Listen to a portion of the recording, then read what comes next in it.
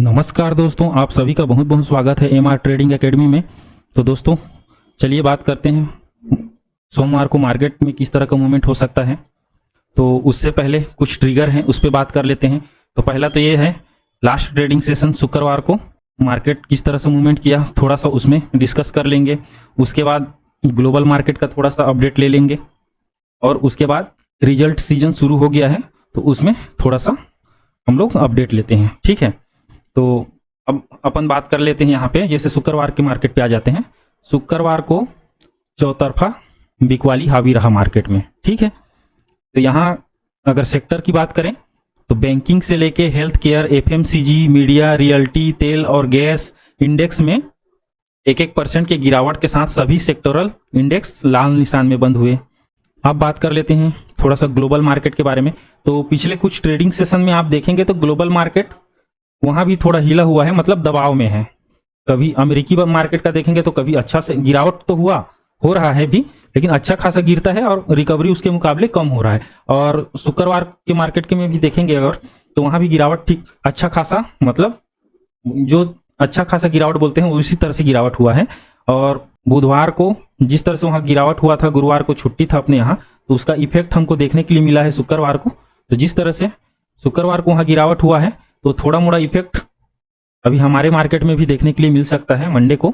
तो ग्लोबल में भी अभी दबाव ही है, ग्लोबल को बोलेंगे तो नेगेटिव ही है। अच्छा खासा वहां नीचे से सपोर्ट लेके बाउंस करेगा तो अपना मार्केट और चढ़ सकता है। अब यहाँ देखेंगे आप, अपना मार्केट ग्लोबल को इग्नोर कर रहा था, ठीक है।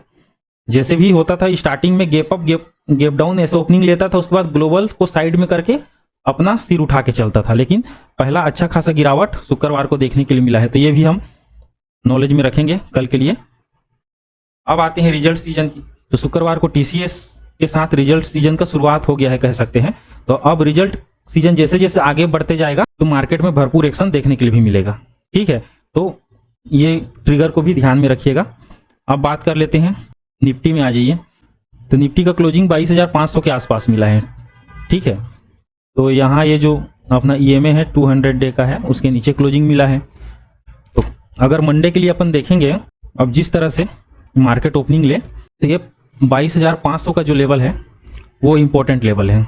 चाहे गैप डाउन खुले या गैप अप खुले, गैप डाउन खुलता है तो 22,500 के लेवल को अगर ये रेजिस्टेंस की तरह से रिएक्ट करता है और इसके ऊपर नहीं जाता, नीचे ही सस्टेन करता है, तो आप यहाँ तक ले सकते हैं। पहला 22,400 से लेके 22,300 ये रेंज में मार्केट एक बार टाइम स्पेंड कर सकता है, ठीक है। तो नीचे के लिए 22,300 का लेवल आप ले सकते हैं, ठीक है।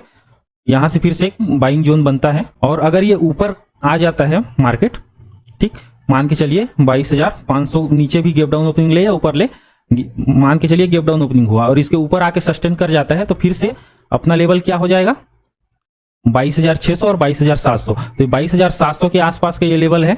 ये एक तरह से आप देखेंगे यहाँ स्विंग बना के नीचे आया है तो ये रेजिस्टेंस के तौर पे काम करेगा। तो ऊपर की ओर टारगेट इसका 22,700 रहेगा। वहां अगर तोड़ के निकल के सस्टेन कर लेता है तो फिर से ये आने वाले समय में जल्द ही फिर से नया लाइफ टाइम हाई बना सकता है, ठीक है। निफ्टी के लिए ऊपर साइड का ये लेवल हो गया और नीचे ये हो गया, तो यहाँ से एक बार बाउंस कर सकता है ऊपर की साइड, ठीक। अब बैंक निफ्टी का क्लोजिंग मिला है 48,564 के आसपास, ठीक है। तो ये भी मतलब 60-65 पॉइंट ऊपर है 48,500 से।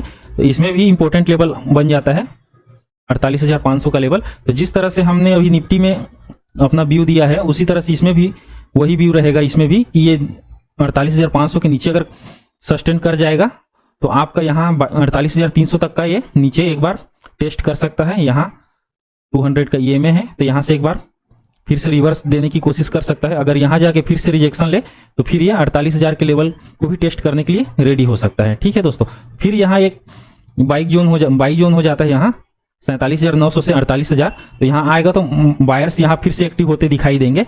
हाँ, अगर क्लोजिंग इसके नीचे नहीं मिलना चाहिए, ठीक है। अगर 48,000 के नीचे अगर क्लोजिंग मिलता है तो फिर थोड़ा सा जो भी पोजीशन होगा थोड़ा सा हल्के रहिएगा, ठीक। अब ऊपर की साइड आइए। ऊपर की साइड जैसे आपका ऊपर की साइड कहाँ एक रेजिस्टेंस बन रहा है, पहले रेजिस्टेंस देख लेते हैं। 48,800 के आसपास है, यहाँ जो स्विंग बनाया है उसके बाद नीचे आया है, ठीक है। तो यहाँ से जैसे ऊपर जाता है मार्केट तो 48,800 का लेवल अपना ऊपर की साइड पहला होगा, फिर उसके बाद 49,000 का। तो ऊपर की साइड ये दो लेवल आपको अगर 48,500 के ऊपर सस्टेन करता है तो ये लेवल देखने के लिए मिल सकते हैं बैंक निफ्टी में। ठीक है दोस्तों, अब आ जाइए फिर निफ्टी में। तो ये 21,520 के आसपास इसका क्लोजिंग मिला है। तो ये मोटा मोटी तीनों इंडेक्स 500 के जो मल्टीपल है उसी के आसपास ये क्लोजिंग दिए हैं शुक्रवार को। तो सेम इसमें भी अप साइड की बात करें तो ये 21,600 का ये ऊपर में पहला रेजिस्टेंस फेस करेगा, उसके बाद आ रहा है 21,700 का। ठीक है, तो ऊपरी साइड के लिए इसका निफ्टी का 21,600 और फिर 21,700 ये दो टारगेट हैं। अगर 21,500 के नीचे जाके सस्टेन कर लिया तो नीचे आपका देख लीजिए नीचे कहाँ बन रहा है, ये 21,450 के पास 200 EMA है। तो यहाँ एक सपोर्ट दिख रहा है, उसके बाद ये 21,350 ये दो लेवल है। ठीक है, तो यहाँ तक के लिए आके फिर से एक बार मार्केट अप साइड बाउंस कर सकता है, क्योंकि ये जोन है ना ये थोड़ा बाइंग जोन आ जाता है इसके लिए, फिर निफ्टी के लिए। ठीक है दोस्तों, आज के लिए इतना ही। वीडियो देखने के लिए धन्यवाद।